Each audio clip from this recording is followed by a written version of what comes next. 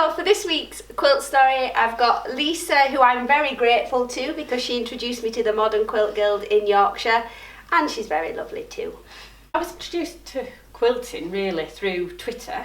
I'd met a few friends online. I mean, I was big on Twitter anyway, but then all of a sudden there was this crafty network, and a few friends I realised were quilting, and I'd never done that before, and I never really thought it was something for me, to be honest, because I'd always thought it was a bit fuddy-duddy.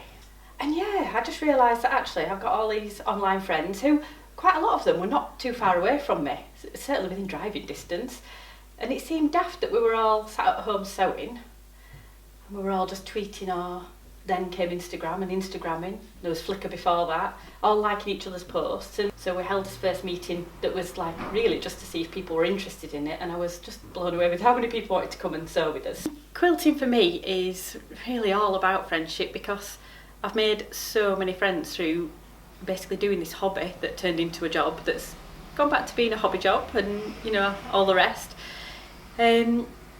Without the friends that I made before I started quilting, I don't think I'd have made as many friends as I've got now, and these friends that are in my quilting world are like proper real life friends now that I do other things with, and kind of my old friends that are, you know, from school.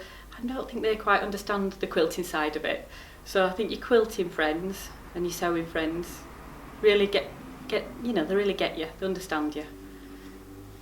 I love this quilt, Lisa. I remember from the first moment I saw it, the colours and the fabrics and everything, it's just amazing. Thank you. Tell me about it.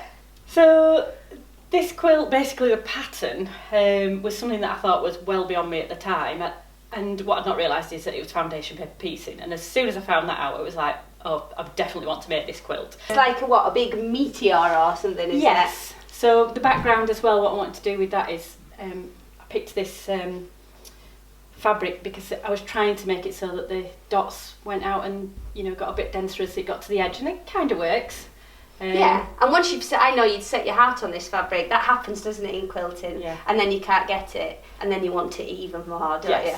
And it's been to Festival of Quilts. So yes, so because I knew it was going to be hung in the shop and it was going to be entered into a quilt show, I got a professional long armer, Trudy, to quilt it for us, because I didn't think at that stage I could do it any kind of justice. No, it's a big quilt to quilt, isn't it? Absolutely, yeah. And I've not really done that many quilts at this point, so I really wanted Trudy to do it. So that was lovely that she could do it, and I entered it into the two-person category at Festival of Quilts, the first year that they had the modern category. So I also entered one of my own into the modern, and I was really pleased. It was really nice to see it hanging there. I love taking part in sew-alongs or swaps, that kind of thing, and that sometimes leads on to the next project. So I don't really have a big grand plan of any quilts that I need to make or want to make as such, but there's always something just on the horizon that's like, I'd like to start that, which is why I've probably got about 20 work in progresses, because, you know, you start something, you just think, oh, I want to do the next thing, and then come back to it a little bit later. I think for someone who's never quilted before, you know, I think they've got to be a little bit interested really to spark their imagination, but generally you come across people who are sewers and maybe have just done other things and they don't really consider quilting, a bit like I didn't, to be honest. And I think when they see that you've done something maybe a little bit like this quilt, and they go, that's so amazing, I could never do that, and it's like, well, I thought that once, and actually you can, because it's, when you break it down, it's so much easier than you think. And people like to make mountains, don't they, out of molehills, and you've got to break it down a little bit and just convince people and show people that anyone can do anything really. You've just got to have a little bit of a go at it, and maybe outside your comfort zones. But yeah, there's nothing terrible going to happen, is there? Well, no, at the end of the day, everyone uses an unpicker.